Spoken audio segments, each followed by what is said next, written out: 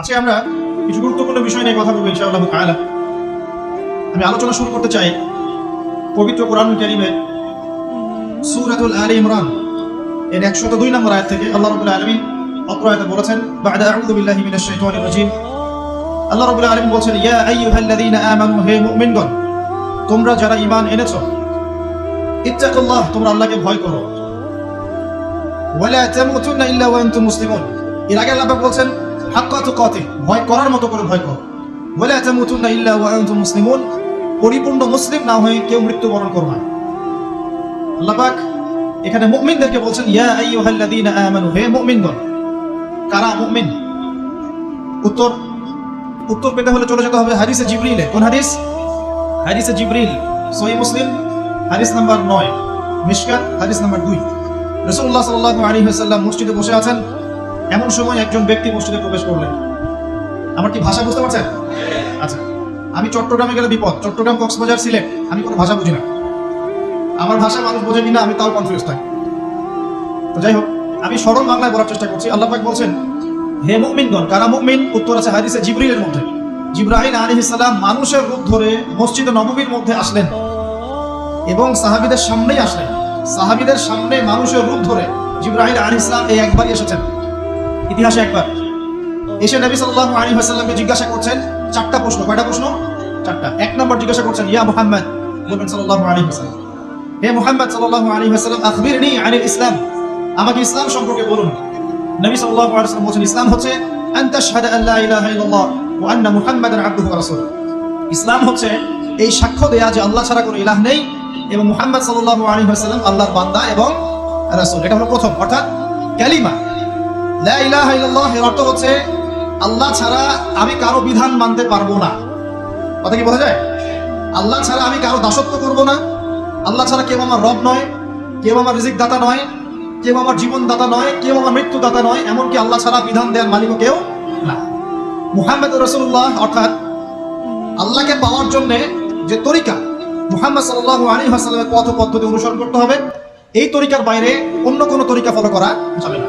হ্যাঁ, তবে তার তরিকা ফলো করা যাবে যার কথা এবং কাজ নবীর সাথে মিলে যায়। আলহামদুলিল্লাহ। যারটা মিলে না তারটা নেওয়া যাবে। মুহাম্মদ রাসূলুল্লাহ মানে নিজের মন গড়া কোনো কাজ করা যাবে না। ইবাদত করার ক্ষেত্রে প্রত্যেকটা কাজ নবী সাল্লাল্লাহু আলাইহি ওয়াসাল্লামের সুন্নাত মোতাবেক করতে হবে। মুহাম্মদ রাসূলুল্লাহ সাল্লাল্লাহু আলাইহি ওয়াসাল্লাম। 2, আন তুকিমাস সালাহ, তুমি 5 ওয়াক্ত সালাত আদায় করবে।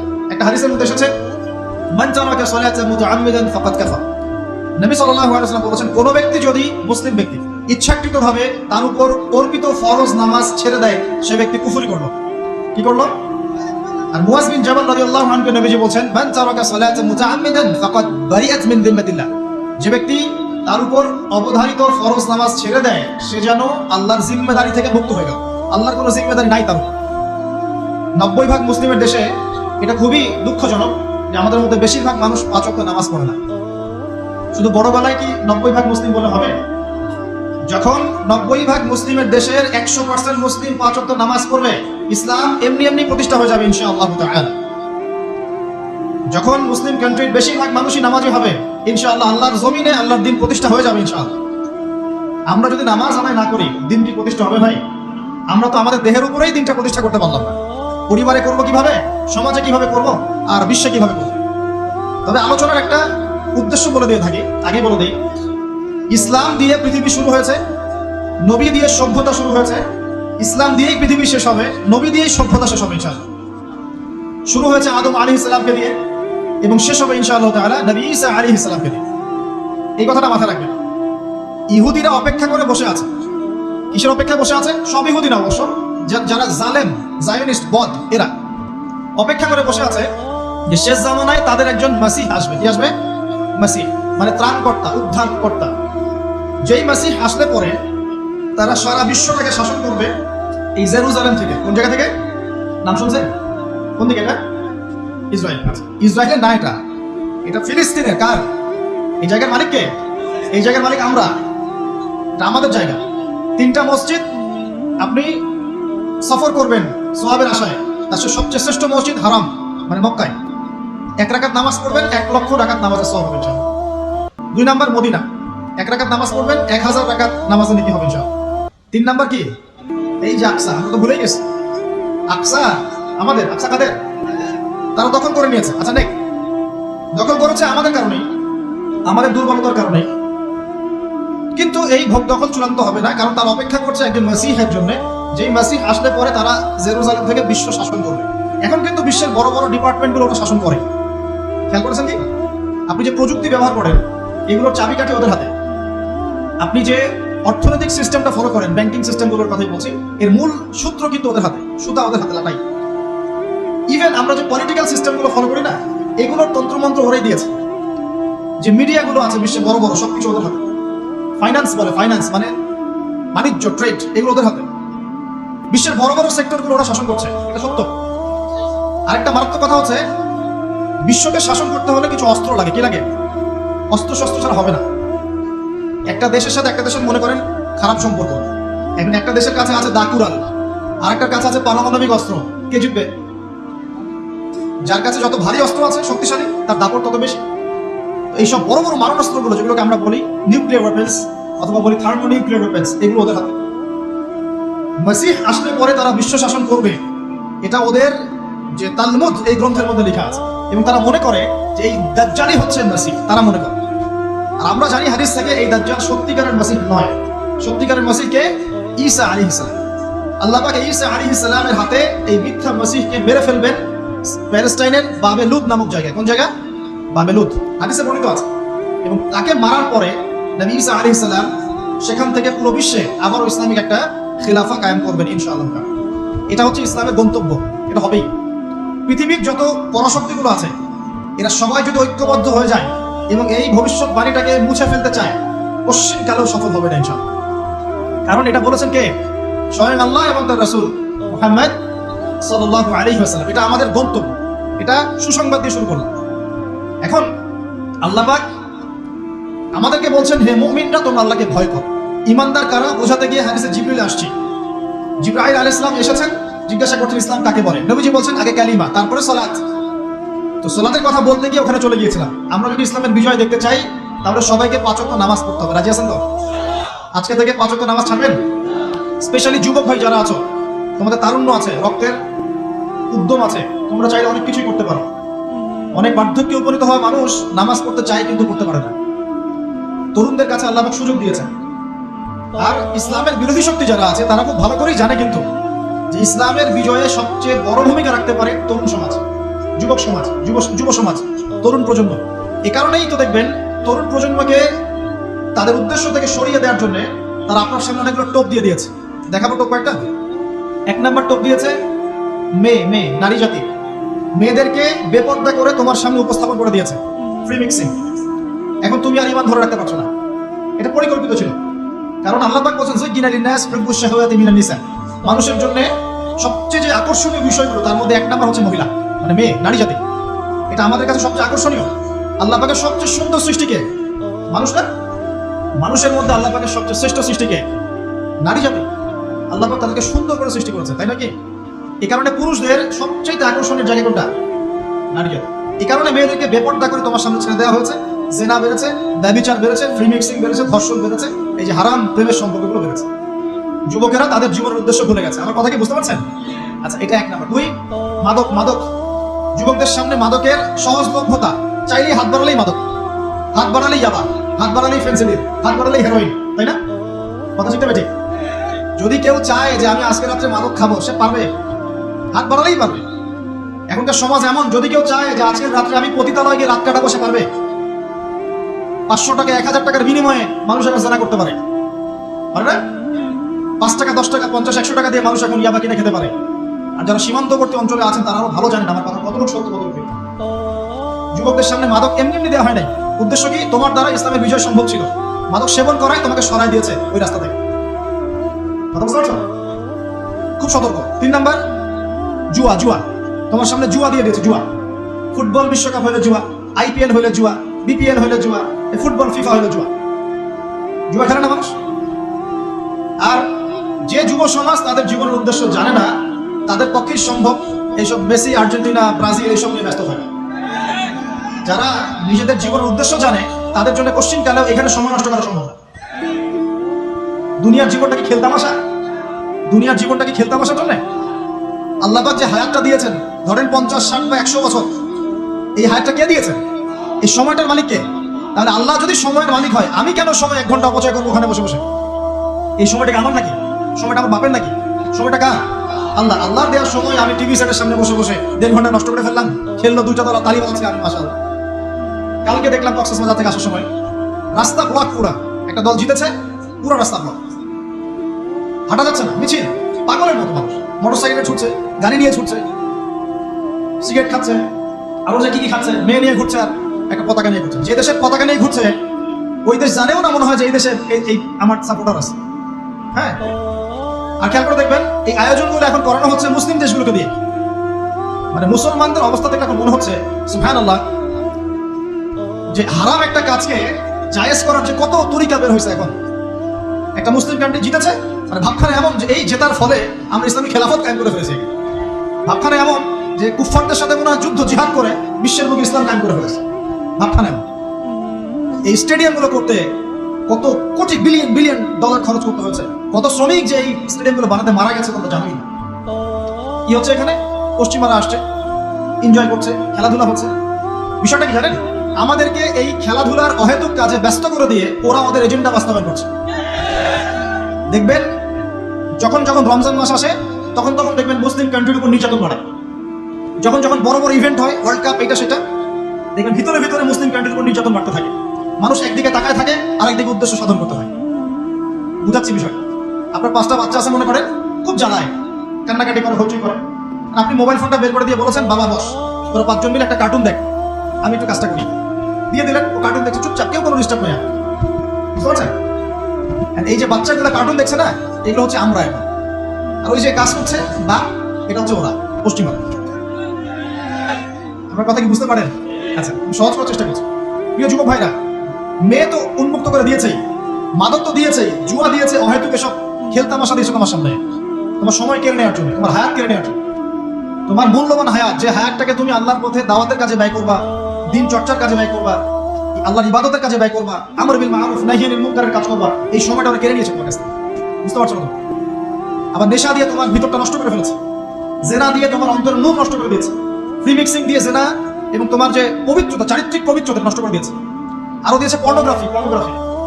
বেশিরভাগ যুব সমাজ এখন বাসায় গিয়ে রাতের বেলা পর্ন দেখে। দেখা যায় সারাদিন ভালো কাজ করে, বাসায় গিয়ে রাতের বেলা পর্ন দেখে।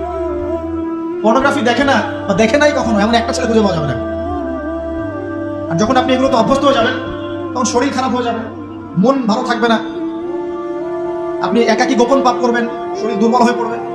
একটা মেয়ের দিকে আপনি সম্মানের চোখে তাকাতে পারবেন না, মনে হবে মেয়ে মানেই মনে হয় ভোগের বস্তু। পর্নে আসক্ত যারা, তারা কোনো কাজে শান্তি পায় না, অস্থির। এমনকি তারা যদি বিয়ে শাদীও করে, তবু বৈবাহিক জীবনে সুখী হতে পারে না। কেন জানেন? নিজের শক্তি ক্ষমতা লাগিয়ে নষ্ট করে ফেলেছে।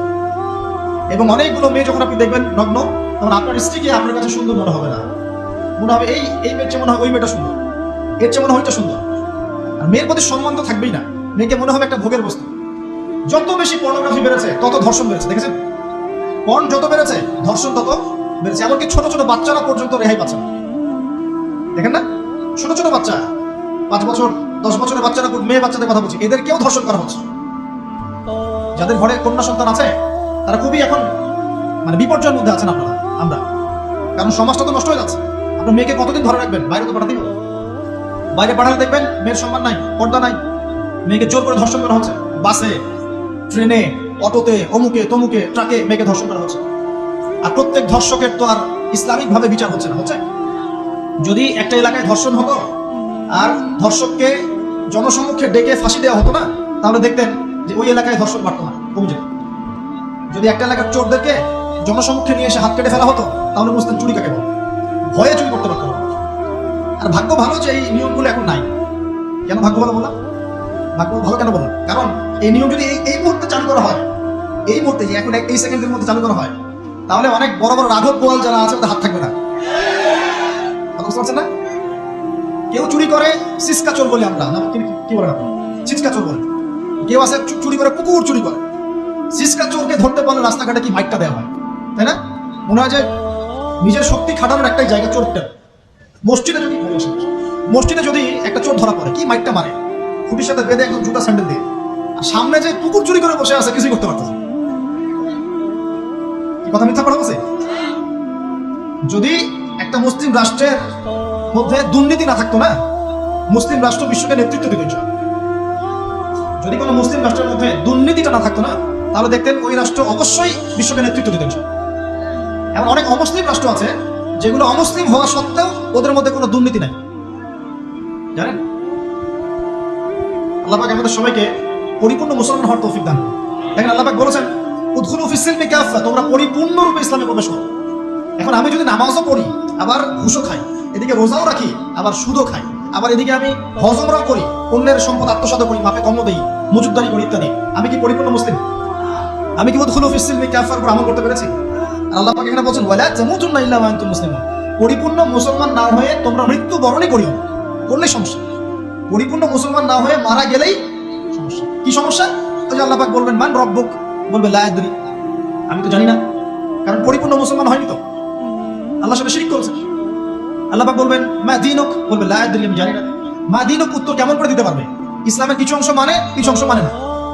ইসলামের কিছু অংশ মানে, নামাজ, রোজা, হজ, যাকাত, তাসবিহ, তাহলিল সবই মানে, কিন্তু সুদ ছাড়তে হবে, ঘুষ ছাড়তে হবে, জেনা করা যাবে না, মদ খাওয়া যাবে না, দুর্নীতি করা যাবে না, মানে না। তাহলে মা দীনুক কি উত্তর দিবে? মান নবিয়ুক, কে নবী? উত্তর কিভাবে সম্ভব? নবীর সুন্নতি তো নাই গায়ের উপরে, চেহারায় নাই, কাপড়ে নাই, চলাফেরায় নাই, ওঠা বসায় নাই, ইবাদতে থাকলেও অর্থনীতির মধ্যে নাই, অর্থনীতির মধ্যে থাকলেও সংস্কৃতির মধ্যে নাই, সংস্কৃতি থাকলেও সমাজে নাই। নবীর সুন্নত কি খালি ঘরে তাসবিহ টেপার মধ্যেই? মানে আমরা খালি সুবহানাল্লাহ সুবহানাল্লাহ পড়বো, এটাই সুন্নত? দাড়ি ছেড়ে দিব, এটাই খালি সুন্নত? টাকনোর উপরে কাপড় পরবো, এটা কি খালি সুন্নত? সমাজের মধ্যে সুন্নত নাই, অর্থনীতির মধ্যে সুন্নত নাই, ব্যবসা বাণিজ্যের সুন্নত নাই, চাকরি বাকরিতে সুন্নত নাই, পরিবারের সুন্নত নাই, সংস্কৃতির মধ্যে সুন্নত নাই, আর রাষ্ট্রের কথা বললাম এটা বাদ দেন, ওটা এটুকু সম্ভব না।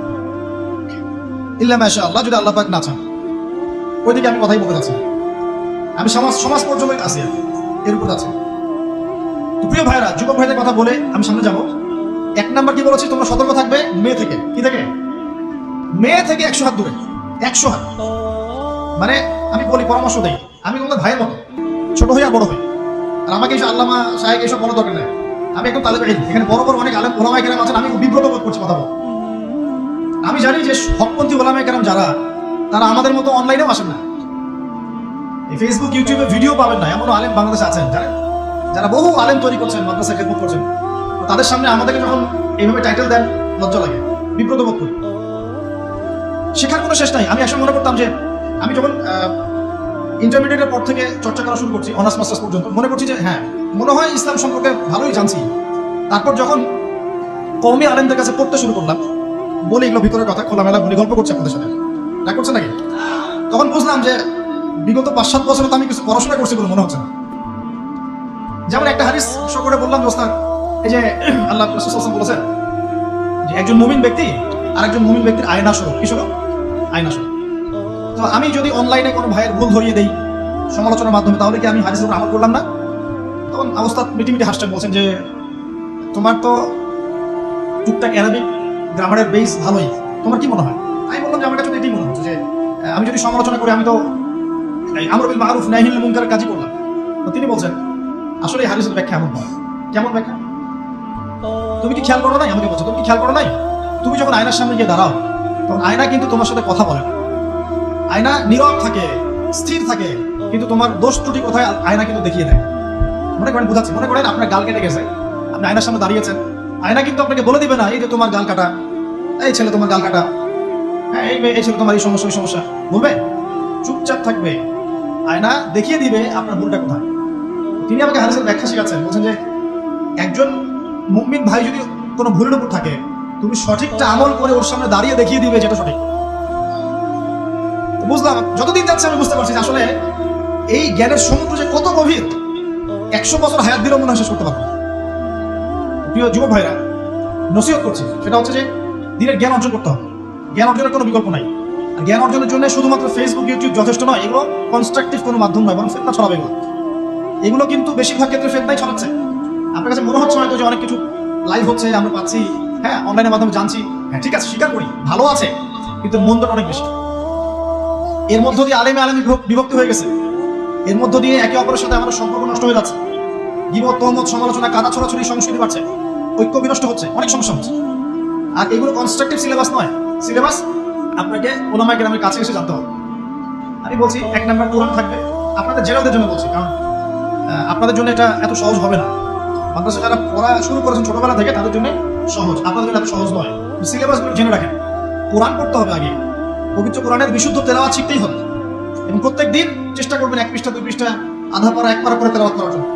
তেলাওয়াতের কোনো বিকল্প নাই, প্রত্যেক হরফে 10 টাকা পাবেন ইনশাআল্লাহ। এরপরে এর ভাষা আছে, কোরআনিক গ্রামার আছে, নাহু সরফ। আর এই বইগুলো আপনি একা পড়তে পারবেন না। এই বইগুলো পড়তে হলে ওস্তাদ লাগবেই। এক একটা বই 2 বছর করে পড়তে হইতে পারে, পড়তে হবে। যদি আপনি কোরআন জানতে চান, বুঝতে চান, পড়তে হবেই। আর যদি মনে করেন না আমার এত জানা বোঝার দরকার নাই, সেটা আলাদা বিষয়। তখন আপনি ওলামায়ে কেরামের কাছে গিয়ে জিজ্ঞাসা করে মাসালা নিয়ে নেবেন। এখানে একটা কথা বলে দিই, এখন আবার একটা নতুন আমি ফিতনাই বলবো বের হয়েছে যে আলেম ওলামার প্রয়োজন নাই, কোরআন হাদিস ভাষায় পড়বা, নিজে একা একাই মুস্তাহিদ হয়ে যাবে। অনেক দিনী ভাইকে দেখছি আমি, যুবক ইয়াং, তার আগে বিপদগামী ছিলেন, হেদায়েত হয়ে ইসলামের দিকে এসেছেন, এখন প্রথমেই সহিহ বুখারী টান দিয়ে পড়াশোনা করেন। কে বলবো আপনাকে প্রথমে সহিহ বুখারী পড়তে? আপনি কি এক লাভ দিয়ে এই মেডিকেল সায়েন্সের বই পড়তে যাবেন? এত কঠিন বই আগে কেন? এই বইগুলো পড়তে ওলামায়ে কেরামের 15-20 বছর সময় লাগে। 15-20 বছর সময়, 15 বছর বেশি করে ফেলছে। আমাদের মতো করে 20 বছর লাগে। কঠিন বই আগে না, আগে সহজ বইগুলো পড়তে হতো। তো ভাবখানা তখন দেখা যায় এমন কয়েকটা হাদিসের কিতাব পড়ে, কোরআনের কিছু অনুবাদ করে, আলেম ওলামার দরকার নাই, কোনো মাযহাবেরও দরকার নাই, আমি নিজে একাই মুস্তাহিদ। এটা একটা ফিতনা চলছে। তো আমি বুঝাচ্ছি আপনাকে, একটা মাসআলা ধরেন আপনার সামনে আসলো, মনে করেন ওই যে আমি পেপার মানি নিয়ে কথা বলেছিলাম না, কাগজের টাকা, এরপর আসছে ক্রিপ্টোকারেন্সি। কি আসছে? নাম শুনে নাই? ইলেকট্রনিক মানি তো চলে আসছে, যে ইলেকট্রনিক মানি দিয়ে আপনারা লেনদেন করছেন না, এরপরে আসবে ক্রিপ্টোকারেন্সি। ক্রিপ্টোকারেন্সি মানে বিটকয়েন। এগুলো ভবিষ্যৎবাণী না, কিন্তু কিছু মানুষ মনে করে এগুলো ভবিষ্যৎবাণী। এগুলো ভবিষ্যৎবাণী না, এগুলো বর্তমান। অলরেডি পৃথিবীর কিছু কিছু দেশে চলে আসছে, হয়তো বা এদেশেও অচিরে আসবে। তো মনে করেন এখন আপনি একজন সাধারণ মানুষ, ক্রিপ্টোকারেন্সি কি জিনিস আপনি বোঝেন না। এখন আপনি একজন আলেমের কাছে আসলেন, এসে বললেন যে হুজুর ক্রিপ্টোকারেন্সি কি জিনিস আমি বুঝি না, এটা হালাল না হারাম, জায়েজ না জায়েজ, কতটুকু রাখা যাবে না, মাসালা দেন। এখন আমি যদি আপনাকে বলি এই যে ভাই নেন কোরআন, এই যে তাফসীর ইবনে কাসির নেন, জালালাইন নেন, মারিফুল কোরআন নেন, এই যে বুখারী, মুসলিম, তিরমিজি, আবু দাউদ, নাসাই, সবগুলো নেন, বাসায় গিয়ে পড়াশোনা করে মাসালা বের করেন, পারবেন? সম্ভব কি? কে পারবে? যিনি মুস্তাহিদ। আর একটা সমাজের মধ্যে মুস্তাহিদ মানুষের সংখ্যা কতজন থাকে? অল্প কিছু। বেশিরভাগ মানুষই তো অন্ধ অনুকরণ তাকে করতে হবে। তখন এই যে আপনি আমার কাছ থেকে মাসালাটা জানলেন, এই মাসালা জেনে নেওয়াটা কি আপনার জন্য উচিত না অনুচিত? আপনার এই মাসালা জেনে নেওয়াটা কি উচিত না অনুচিত? এই মাসালা আমার কাছে বা আলেমের কাছে না জানলে কিভাবে শিখবেন আপনি? শেখার জন্য আপনাকে আসতে হবে না? এটাই মাযহাব, এটাই মাযহাব। এখানে বিভ্রান্তির কোনো সুযোগ নাই যে আমি এগুলো মানি না, আমি খালি বইপত্র একা একা পড়বো, আলেম হয়ে যাবে, সম্ভব না। যখন আমরা কলেজে পড়তাম অনেক মনে হতো যে হয়তো বা সম্ভব, যখন পড়া শুরু করেছি তখন দেখছি যে না, এই সমুদ্রে ডুব দেওয়া কেবল শুরু, এর তলানে খুঁজে বের করতে 100 বছর লাগবে মনে হয়। আল্লাহ ভালো, আল্লাহু আকবার। দিনের জ্ঞান তো বেশি। আলী রাদিয়াল্লাহু আনহু একটা কথা বলে দেই, দিয়ে সামনে যাচ্ছি। আলী রাদিয়াল্লাহু আনহু শেষ বয়সে বলছেন, তাকে প্রশ্ন করা হচ্ছে যে আপনার কি কোনো দুঃখ আছে জীবনে? আলী রাদিয়াল্লাহু আনহু বলছেন যে আমি শুরু থেকে নবী সাল্লাল্লাহু আলাইহি ওয়াসাল্লামের পাশে ছিলাম, আমার দুঃখ নাই, তবে একটা মনের কষ্ট। কি? আমি যে জ্ঞানগুলো শিখেছি নবীর কাছ থেকে সাল্লাল্লাহু আলাইহি ওয়াসাল্লাম, সেই জ্ঞান বিতরণ করার জন্য কোনো পাত্র খুঁজে পেলাম না।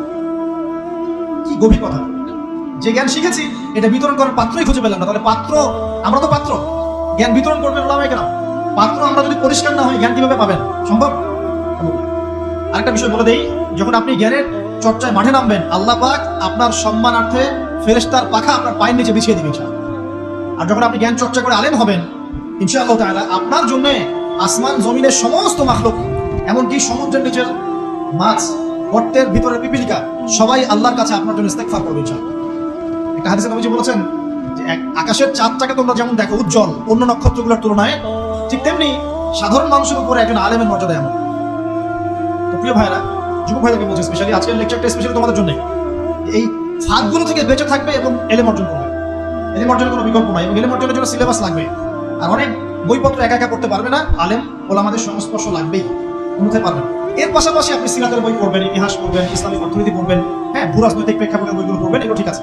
এবং জেনারেল লাইনে যেখানে পড়াশোনা করছেন, এই পড়াশোনাও কন্টিনিউ করবেন, এবং আপনার প্রতিভা দিয়ে আপনার জায়গা থেকে ইসলামের খেদমত করবেন ইনশাআল্লাহ। পারা যাবে না?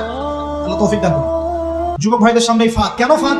কারণ যুবক ভাইরা যদি জীবনের উদ্দেশ্য জেনে ফেলে এবং ইসলাম প্রতিষ্ঠার কাজে আত্মনিয়োগ করে, তাহলে কুফার শক্তি পালানোর জায়গা খুঁজে পাবে না ইনশাআল্লাহ। প্রিয় ভাইরা, আল্লাহ রাব্বুল আলামিন বলছেন মুমিনদেরকে, হে মুমিনরা, তোমরা আল্লাহকে ভয় করো। দেখুন, 6টা পিলারে বিশ্বাস না করা পর্যন্ত কেউ মুমিন হয় না। কয়টা পিলার? এক নাম্বার হচ্ছে আল্লাহর প্রতি বিশ্বাস, এক নাম্বার আল্লাহর প্রতি বিশ্বাস, 2 ফেরেশতা মণ্ডলীর প্রতি বিশ্বাস, 3 আসমানি কিতাব সমূহে বিশ্বাস, 4 নবী রাসূলগণের প্রতি বিশ্বাস, 5 পরকালের প্রতি বিশ্বাস এবং 6 তাকদীরের ভালো মন্দের প্রতি বিশ্বাস। এই 6টা পিলারকে মনে বিশ্বাস করতে হয়, মুখে স্বীকৃতি দেওয়া লাগে এবং কাজেও বাস্তবায়ন করতে হয়, তারপর আপনি মুমিন হবেন ইনশাআল্লাহ। আল্লাহ পাক বলছেন আমাদেরকে, এই মুমিনদেরকে তোমরা আল্লাহকে ভয় করো, ভয় করার মতো ভয় করো। এটার ব্যাখ্যা কি? ভয় করা মানে কি? শুধু নেক আমল করা মানেই আল্লাহকে ভয় করা নয়। আল্লাহ পাকের যত নিষেধ আছে এই নিষেধগুলো ছেড়ে দেওয়ার নাম হলো আল্লাহকে ভয়। যদি আমি নামাজ পড়ি, প্রমাণিত হবে না যে আমি আল্লাহকে ভয় করি। হারাম ছেড়ে নামাজ পড়েন, হালাল খেয়ে নামাজ পড়েন, প্রমাণ হবে আপনি আল্লাহকে ভয় করেন। নামাজ পড়াটা একটু সহজ কাজ, কিন্তু এই হারাম রিজিক ছেড়ে দেওয়া এত সহজ কাজ না। রোজা রাখা সহজ কাজ তুলনামূলক, কিন্তু সুদ ঘুষ ছেড়ে দেওয়া এত সহজ কাজ নয়। তাসবিহ তাহলিল করা সহজ কাজ, কোরআন তেলাওয়াত করা সহজ কাজ তুলনামূলক, কিন্তু ওই বোনের সম্পত্তি তাকে ফিরিয়ে দেওয়া এত সহজ নয়। অন্য মুসলিম ভাইয়ের মান সম্মান রক্ষা করা তো সহজ নয়। পরিবারে পর্দা এবং নামাজ কায়েম করা তো সহজ নয়। এবং এই সুদ ঘুষ দুর্নীতি অন্যের সম্পদ আত্মসাৎ থেকে বের হয়ে আসা এত সহজ নয়। তারপর মানে কি? পরিপূর্ণরূপে ইসলামে প্রবেশ করা, আল্লাহ পাকের যাবতীয় হুকুম আহকাম মেনে চলা, আদেশও এবং নিষেধ। আল্লাহ পাক বলেন শেষে ওয়ালা তামুতুনা ইল্লা ওয়া আনতুম মুসলিমুন। একজন নবীর কথা খালি বলবো, বিশৃঙ্খলা করেন না, একটু ধৈর্যের সাথে বসেন। আমরা খুব লম্বা আলোচনা করবো না, একটু বসেন, শেষ করে দিচ্ছি আস্তে আস্তে। আর যদি কারো কোনো প্রশ্ন থেকে থাকে এভাবে চিরকুট আকারে আমাদের এখানে দিতে পারেন ইনশাআল্লাহ। মুসলিম না হয়ে মৃত্যুবরণ করো না। আল্লাহ পাকের কালাম পবিত্র কোরআনের মধ্যে সূরা হজ নামে একটা সূরা আছে। এখানে আল্লাহ পাক সূরা হজের মধ্যে ইব্রাহিম আলাইহিস সালামের কথা বলছেন যে হুয়া সাম্মাকুমুল মুসলিমিন। ইব্রাহিম আলাইহিস সালাম সেই নবী যিনি তোমাদের নাম মুসলিম দিয়েছেন। কি দিয়েছেন? আচ্ছা, ইব্রাহিম আলাইহিস সালামের দুটো ঘটনা বলবো খালি, আমি আপনাকে ইসলাম দেখাচ্ছি কি জিনিস। দেখুন, তার স্ত্রীকে আল্লাহ পাক বলছেন রেখে আসো, হাজেরা আলাইহিস সালামকে রেখে আসো মক্কার কাবা ঘরের কাছে, যেখানে কোনো মানুষ নাই, কোনো খাবার পানি কিচ্ছু নাই, সাথে ছোট সন্তান ইসমাইল। দেখেন, রেখে আসার সময় কিন্তু ইব্রাহিম আলাইহিস সালাম আল্লাহকে বলেন নাই যে আল্লাহ আমি আমার স্ত্রী সন্তানকে ওখানে কেন রেখে আসবো, এর পিছনে যুক্তি কি, এর পিছনে বিজ্ঞান কি, এর পিছনে দর্শন কি জিজ্ঞেস করেছিলেন? আল্লাহ পাক বলেছেন সামি'না আতা'না। সন্তান বড় হয়েছে, আল্লাহ পাক বলছেন তাকে জবাই করতে হবে। তিনি সন্তানকে গিয়ে বলছেন ইয়া বুনাইয়া ইন্নী আরা ফিল মানামি আন্নী আযবাহুক, আমি স্বপ্নে দেখছি তোমাকে জবাই করছি, ফানজুর মাযা তারা, তোমার কি রায় আমাকে বলো। সন্তান বলছে ইয়া আবাতি, আমার আব্বা, ইফআল মা তু'মার, আপনাকে যে আদেশ করা হয়েছে সেই আদেশ আপনি পালন করেন। সাতাজিদুনি ইনশাআল্লাহু মিনাস সাবিরিন, ইনশাআল্লাহ আপনি আমাকে ধৈর্যশীল পাবেন। কে বলছে এটা? ইসমাইল। ইসমাইলের মধ্যে কি এখনকার তরুণদের জন্য আদর্শ নাই? যে বয়সে ইসমাইল আলাইহিস সালাম বলছেন আব্বা আমাকে জবাই করে দেন, কোনো সমস্যা নাই, ইনশাআল্লাহ আপনি আমাকে ধৈর্যশীল পাবেন। ওই বয়সের আমাদের তরুণ প্রজন্ম টিকটক প্রজন্ম, ওই বয়সে আমাদের তরুণ প্রজন্ম ওই কিশোর গ্যাংয়ে যোগ দিয়েছে, জেনা করেছে, মাদক খাচ্ছে, জুয়া খেলছে, এই যে জার্সি গাড়িতে ঘুরে বেড়াচ্ছে। দেখেন, এই ওয়াজে আসার সময় দেখলাম যে কিছু ছেলে দাঁড়িয়ে আছে ওখানে। কি হচ্ছে ওখানে দাঁড়ায়? বক্তা এখন আসে নাই, সিগারেটের প্যাকেট থেকে সিগারেট বের করে টান দিচ্ছে। বক্তা তখন আসে, টান টান দিয়ে যায়, তারপর বসে। মাদক বলতে কি বোঝো তোমরা? খালি গাঁজা, ইয়াবা, ফেন্সিডিল মাদক? সিগারেটটা মাদক না? এই জর্দা খাই নাকি মাদক না? এগুলো মাদকের মধ্যে পড়ে, এগুলো ফ্যাশন হয়ে গেছে এখন। আল্লাহ পাক তোমাদেরকে এগুলো থেকে হেফাজত করুন। আমি দেখেন, ইসমাইল বলছেন হে আমার আব্বা আমাকে আপনি জবাই করে দেন, যদি আল্লাহ আদেশ করে থাকেন, আমাকে ধৈর্যশীল পাবেন ইনশাআল্লাহ। মা বোনদের জন্য বলছেন একটা কথা, দেখুন প্রিয় মা বোনরা ভালো করে শুনুন। দেখুন, ইসমাইল আলাইহিস সালামকে কিন্তু তার বাবা বড় করেন নাই। ইসমাইল আলাইহিস সালাম বড় হয়েছেন মক্কায় তার মায়ের কাছে, হাজরা আলাইহিস সালামের কাছে। আর ইব্রাহিম আলাইহিস সালাম থাকতেন সিরিয়ার শামে তার আরেক স্ত্রী সারা আলাইহিস সালামের সাথে। তিনি যাওয়া আসা করতেন। আর তখনকার যাওয়া আসা এত সহজ ছিল না, তখন কোনো মোটর যান ছিল না। তো দেখুন, যেমন মা তেমন সন্তান। কেমন মা? হাজরা আলাইহিস সালামকে বলা হচ্ছে যে তোমাকে এখানে রেখে যেতে আল্লাহ আদেশ করেছেন। হাজরা আলাইহিস সালাম বলছেন এখানে তো কোনো পানিও নাই, কোনো খাবারও নাই, আপনি এখানে আমাদেরকে একা ফেলে যাচ্ছেন। ইব্রাহিম আলাইহিস সালাম বলছেন আল্লাহর আদেশ কিছু করেন নাই। এখন হাজরা আলাইহিস সালাম বলছেন আচ্ছা যদি আল্লাহ আদেশ করে থাকেন তাহলে ইনশাআল্লাহ আল্লাহ আমাদের হেফাজত করবেন, আল্লাহর প্রতি আমি পূর্ণ তাওয়াক্কুল করলাম। কে বলছেন? হাজরা। এই হাজরা আলাইহিস সালামের দেখেন, এখানে তো কোনো খাবারই নাই, পানিও নাই, এক মশক পানি একটু খাবার দ্রুতই শেষ হয়ে গেল। শেষ হওয়ার পর তিনি ছোটাছুটি করছেন, সাফার মারোয়া, কোথাও যদি একটু পানি পাওয়া যায়। কি তাওয়াক্কুল আল্লাহর প্রতি, ছোটাছুটি করছেন। বাচ্চা ইসমাইল কান্নাকাটি করছে। মায়ের এই ছোটাছুটি আল্লাহর কাছে এত পছন্দ হয়েছে, যতদিন হজ থাকবে এই হাজরা আলাইহিস সালামের স্মৃতির সাথে জড়িত এই সাই থাকবে। এবং এই ঘটনা আল্লাহর কাছে এত পছন্দ হয়ে গেল যে আল্লাহ পাক জিবরাইল আলাইহিস সালামকে পাঠিয়ে জামজাম কূপের পানি বের করে দিলেন, যেই কূপের পানি জীবনে কখনো শেষ হয় না, পানি খেলে খিদাও লাগে না। চিন্তা করে দেখেন, গ্যালন গ্যালন পানি যাচ্ছে, গ্যালনের পর গ্যালন জামজাম থেকে প্রত্যেক দিন।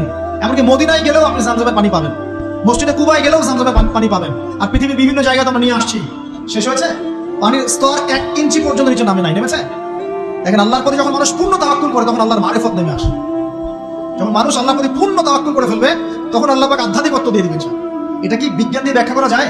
একজন ফেরেশতা আসলো, পাখা দিয়ে আঘাত করলো, মাটি থেকে ঝর্ণা বের হওয়া শুরু হলো, এখনকার বিজ্ঞান বিশ্বাস করবে? কোনো যুক্তি দর্শন বিশ্বাস করবে? এই যে মা তাওয়াক্কুল কাটিনি মা, তার গর্ভ থেকে জন্ম নিয়েছে ইসমাইলের মতো সন্তান, যে বলছে আব্বা আমাকে জবাই করতে চাইলে করে দেন, কোনো সমস্যা নাই, আল্লাহর ইনশাআল্লাহ আপনি আমাকে ধৈর্যশীল পাবেন। এই জন্য বলি, আমাদের পরিবারের মায়েরা যদি হাজরা আলাইহিস সালামের মতো হতে না পারে তাহলে ইসমাইলের মতো প্রজন্ম তৈরি হবে না। অতএব প্রিয় মা ও বোনেরা, একটা নসিহত যথেষ্ট আপনাদের জন্য, যে নিজেরা হাজরা আলাইহিস সালামের মতো আল্লাহর প্রতি পূর্ণ তাওয়াক্কুল কাটিয়ে হয়ে যান। নামাজ ছাড়িয়েন না। কোনো মহিলা যদি মাত্র 4টা কাজ করতে পারে, নবী সাল্লাল্লাহু আলাইহি ওয়াসাল্লাম বলেছেন জান্নাতে যাওয়ার জন্য সবগুলো দরজা খুলে দেওয়া হবে। 1 নাম্বার, কোনো মহিলা যদি 5 ওয়াক্ত নামাজ পড়ে, এখানে শুধু ফরজ নামাজের কথা বলা হচ্ছে, নফলের কথা বলা হচ্ছে না। 2 নাম্বার, যদি একজন মহিলা রমজান মাসে সওম রাখে, ফরজ সওম, ফরজ রোজা, নফল রোজার কথাও বলা হচ্ছে না। 3 নাম্বার, যদি মহিলা, একজন নারী যদি তার সতীত্বকে হেফাজত করতে পারে, পর্দা মেনে চলতে পারে। এই পর্দা বলতে আমরা ডিজিটাল বোরখা বোঝাচ্ছি না। পোশাকটা এমন হবে না যে পোশাক পরেও গায়ের কাঠামো কতটুকু আটো-সাটোটা বোঝা যায়, এই বোরখা চলবে না। বোরখা এমন হবে না, পোশাক এমন হবে না যে বাহির থেকে ভিতরের অঙ্গ দেখা যায়, এই বোরখা চলবে না। পোশাক এমন হবে না যে পোশাকটা পুরুষদের পোশাকের সাথে সাদৃশ্য আছে, গেঞ্জি টি শার্ট পরা যাবে না। পোশাকটা এমন হবে না যে পোশাকটা অমুসলিমদের সংস্কৃতির সাথে বা ধর্মীয় কালচারের সাথে সাদৃশ্য আছে, এমন পোশাকও চলবে না। যদি কোনো নারী 3 নাম্বার তার লজ্জাস্থানের হেফাজত করতে পারে, মানে এই পর্দা মেনটেন করতে পারে। আর পর্দা করে যদি কলেজে গিয়ে আর ইউনিভার্সিটিতে গিয়ে সহি প্রেমে লিপ্ত হন, তাহলেও পর্দা হবে না। কথা বোঝাতে পারছি না? পর্দা করেও যদি ইউনিভার্সিটিতে গিয়ে গ্রুপ স্টাডি করতে হয় গায়রে মাহরামের সাথে, এই পর্দাও চলবে না। পর্দা মানে পর্দা। পর্দা করে যদি দুলা ভাইয়ের সাথে কুটুস কুটুস গল্প করা শুরু করে, ব্রিটিশ চলবে না পর্দা। দেবর আর ভাবি, এখন দেখেন না, দেবর ভাবি, শালি দুলা ভাই, চাচাতো ভাই চাচাতো বোন, কোন জায়গায় সমাজ গিয়েছে জানেন? এমন নিউজ বাংলাদেশে এসেছে, নাউজুবিল্লাহ বলতে রুচিতে বাঁধে, যে বাবা মেয়ের সাথে পর্যন্ত জেনা করে ফেলেছে। এই ঘটনা জানেন না? বাংলাদেশে একাধিক ঘটনা ঘটেছে। আস্তাগফিরুল্লাহ, ইন্না লিল্লাহি ওয়া ইন্না ইলাইহি রাজিউন। কোন যুগে আছেন চিন্তা করেন। কেউ কারো থেকে বাদ না, শিক্ষকের সাথে ছাত্রী, ছাত্রর সাথে শিক্ষিকা, বস আর কলিগ, মহিলা কলিগ বস, মহিলা বস, পুরুষ কর্মচারী, হ্যাঁ অমুক কর্মকর্তা তমুক কর্মকর্তা। মাঝখানে একটা সিসিটিভির ফুটেজ ফাঁস হয়ে গেল, দেখলেন না কি হইলো? মনে আছে? ভুলে গেছেন মনে হয়? একটা টাইটেল, একটি সিসি ক্যামেরা সারা জীবনের কান্না, মনে নাই? ভুলে গেছেন আপনারা? হ্যাঁ, এই যে মনে আছে। তো কে কার থেকে বাদ? ফুফাতো ভাই, চাচাতো বোন, হ্যাঁ খালাতো বোন, খালাতো ভাই, মানে কাজিন, দেবর ভাবি, শালাদুল্লাহ ভাই, সব দেখবেন জেনা করতেছে না? পরকিয়া তো নিত্যদিনের ব্যাপার। পরকিয়া না করলে এখন পেটের ভাতই হজম হয়। বাসায় একটা স্ত্রী আছে, বাইরে 3-4টা মেয়ের সাথে টাঙ্কি মেরে বেড়াবে, কোনো সমস্যা নেই। সমস্যা কোথায় বলি? সমস্যা হচ্ছে যদি আপনার স্ত্রী থাকে একজন নেককার বা সতীসাধী নারী থাকে, এবং তার পারমিশন নিয়ে যদি আপনি আরেকটা বিয়ে করতে যান, সমস্যা আছে। হালাল ভাবে বিয়ে করলে সমস্যা, বাইরে টাঙ্কি মেরে বেড়াবেন, কোনো সমস্যা। বাসায় একটা স্বামী আছে, বাইরে আরো 2-4টা ছেলের সাথে ফোনে কথা বলে, কোনো সমস্যা। আমরা এখন কি করি জানেন? আমরা জিনাকে প্রমোট করি, নগ্নতাকে প্রমোট করি, আর বিয়ে হালাল জিনিসগুলোকে আমরা ঢেকে দিই, বাধা দিই। বিয়ে করতে চান, দেখবেন বাধা পাবেন। জিনা করতে চান, বাধা পাবেন না। হ্যাঁ, বিশ্বাস করছেন না? বিয়ে করতে যে দেখেন খালি কত বাধা আসে, আর জিনা করতে চান কোনো বাধা, মদ খাইতে চান কোনো বাধা নাই। লিগ্যাল কিছু পতিতালয় আছে আমাদের দেশে, লিগ্যাল, এবং তাদেরকে পতিতা বললেও মানুষ রাগ করে। এখন বলতে হবে যৌনকর্মী, সেক্স ওয়ার্কার। কেন? তাদের যদি এতই সম্মান দেওয়ার ইচ্ছা থাকে আমাদের, আমরা কি ওদেরকে হালাল কোনো কর্মসংস্থান দিয়ে এই পাপের পথ থেকে ফেরাতে পারি না? ঠুনকো আবেগ দেখাও না বাইরে, খালি কিছু টাকা পয়সা ইনভেস্ট করে একটা প্রজেক্ট হাতে নিয়ে এই মেয়েদেরকে, মহিলাদেরকে যদি একটা ভালো কর্মসংস্থানের ব্যবস্থা করে, ওরা কি জিনা করবে নাকি? ও তো টাকার জন্য করে, পেটের দায়ে করে। কোনো মেয়ে কি চায় নিজের ইজ্জত মানুষের কাছে বিক্রি করতে? কোনো মেয়ে চায় না। প্রিয় দিনী বোনেরা, পোশাক এই 4টা মূলনীতি মেনে চলবে।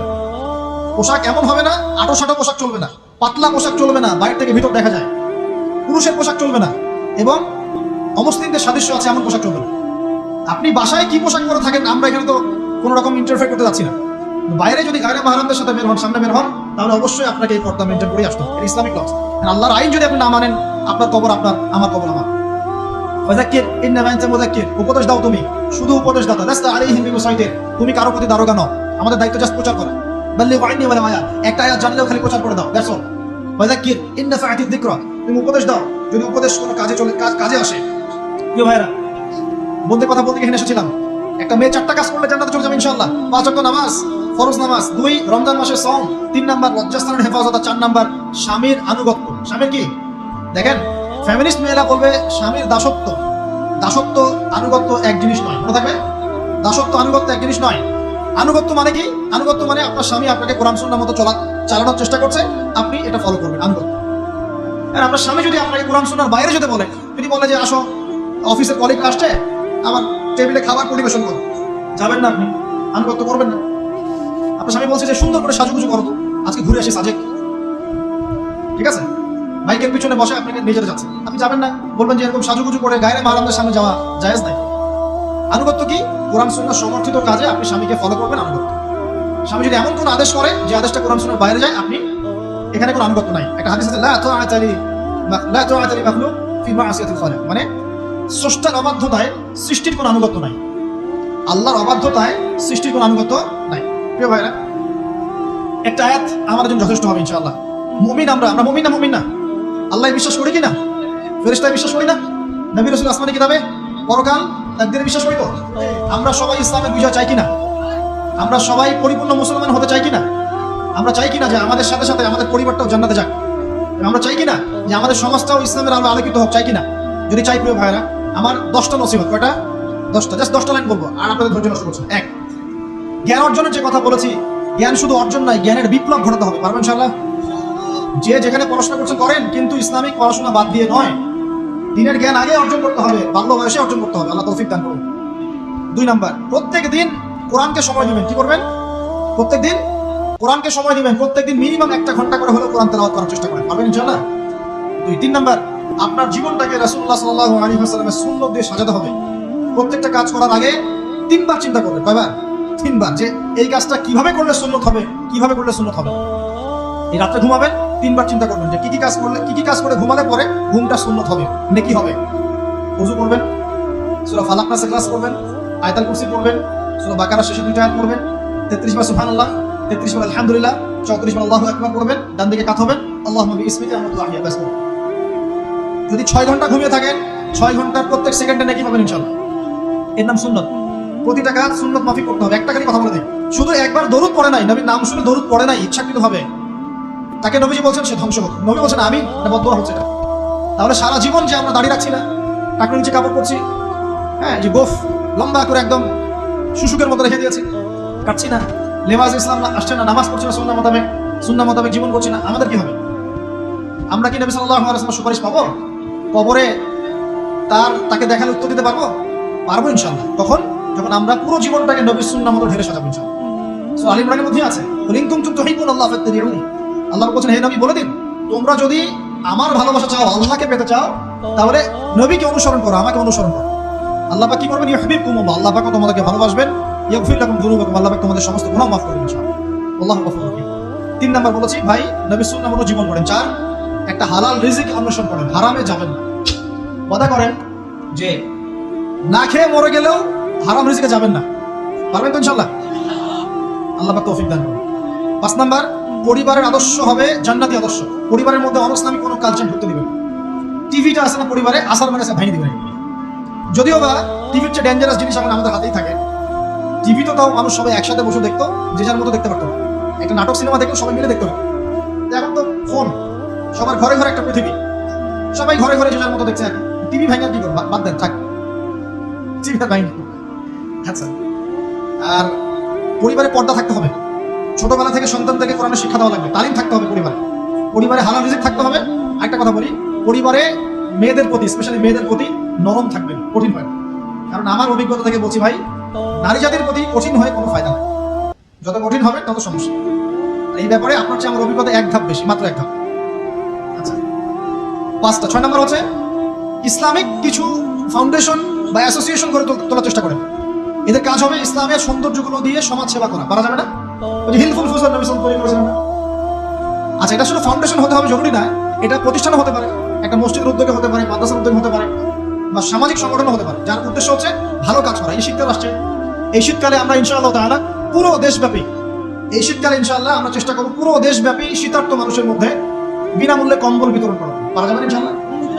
সমাজ কল্যাণমূলক কাজ করলে কি হবে জানেন? সমাজের মানুষের কাছে ইসলামের সৌন্দর্য ফুটে উঠবে এবং ওই হাদিসের উপর আমল হবে। যদি আপনি কোনো মুসলিম ভাইয়ের একটা কষ্ট দূর করে দেন, আল্লাহ পাক আপনার একটা কষ্ট দূর করে দিবেন। আপনি যতক্ষণ মুমিন বান্দা মুসলিম ভাইয়ের পাশে থাকবেন, আল্লাহ পাক আপনার সাহায্যে আপনার পাশে থাকবেন ইনশাআল্লাহ। আল্লাহ পাক তৌফিক এনায়েত করুন, আমিন। আর কি আমর বিল মারুফ নাহি আনিল মুনকারের কাজ করবেন। প্রত্যেক মাসে কিছুটা সময় আল্লাহর রাস্তায় দেওয়ার চেষ্টা করুন। একদিন হোক, 2 দিন হোক, 3 দিন হোক, 7 দিন হোক, আপনি চেষ্টা করেন আল্লাহর পথে সময় দেওয়ার জন্য। এটা 6টা বলবো না 7টা বলবো? 8 নাম্বার, আলেম ওলামার সহবত লাগে। একা একা চলা যাবে না। আপনি যে আলেম ওলামাদেরকে হক্কানি মনে করেন, আপনার দৃষ্টিতে তাদের কাছেই আপনি পড়ে থাকেন, কোনো সমস্যা নেই। পরামর্শ ভিত্তিক চলবেন এবং আলেমদের মাঝখানে বিভক্তি সৃষ্টি করবেন না, ঐক্যবদ্ধতার চেষ্টা করবেন। আল্লাহ তৌফিক দেন। আর দুটো হচ্ছে, আপনার পরবর্তী প্রজন্ম বাচ্চা কাচ্চা যারা আছে তাদেরকে এখন থেকেই পরিপূর্ণ মুসলমানের মতো গড়ে তুলবেন। আইডল দিবেন। তোমাদের আইডল হচ্ছে ওমর রাদিয়াল্লাহু আনহু, তোমাদের আইডল খালিদ বিন ওয়ালিদ, তোমাদের আইডল আলী রাদিয়াল্লাহু আনহু, তোমাদের আইডল আবু বকর সিদ্দিক, তোমাদের আইডল হচ্ছে তারিক বিন জিয়াদ, মুহাম্মদ বিন কাসিম। এই যে আপনাদের এই এলাকায়, চিটাগাং এলাকায় কত আলেম ওলামা ওলিয়া উলিয়ার পদচারণা ঘটেছে জানেন? ইতিহাস পড়ে দেখবেন, আপনি ইতিহাস পড়তে পড়তে শেষ করতে হবে। সেই মুঘলদের আগে পর্তুগিজরা, তার আগে আরো মানুষ এসেছে, আরো বণিকরা এসেছে, সুফি দরবেশরা এসেছেন, পীর সাহেবরা এসেছিলেন, বড় বড় আল্লাহর ওলিরা এসেছেন, আসেন নাই? অনেক যুদ্ধ বিগ্রহ জিহাদ হয়েছে এখানে। এমনি এমনি তো ইসলাম পায়নি এলাকার মানুষ। ইসলাম এখানে প্রচার করা হয়েছে, প্রতিষ্ঠা করা হয়েছিল। ইবনে বতুতা এখানে এসেছিলেন, হিস্ট্রি পড়ে দেখেন। তো আমাদের পরবর্তী জেনারেশনকে শেখাতে হবে আমাদের শেকড় কোনটা, আমাদের শেকড় ওদেরকে চেনাতে হবে, পারবো না ইনশাল্লাহ? আর সবশেষ কথা হচ্ছে ভাই, যে আমাদের মা বোনদেরকে খাস পর্দা রাখার চেষ্টা করেন, কোনোভাবেই যেন তাদের ইজ্জত আবরু কেউ সম্ভ্রম নষ্ট করতে না পারে। আল্লাহ পাক আমাদের সবাইকে এই আদর্শগুলো মেনে চলার তৌফিক এনায়েত করুন, আমিন। আকুলু কওলি হাযা আস্তাগফিরুল্লাহ লি ওয়া লাকুম ওয়া লিসাইরিল মুসলিমিন। বারাকাল্লাহু ফিকুম।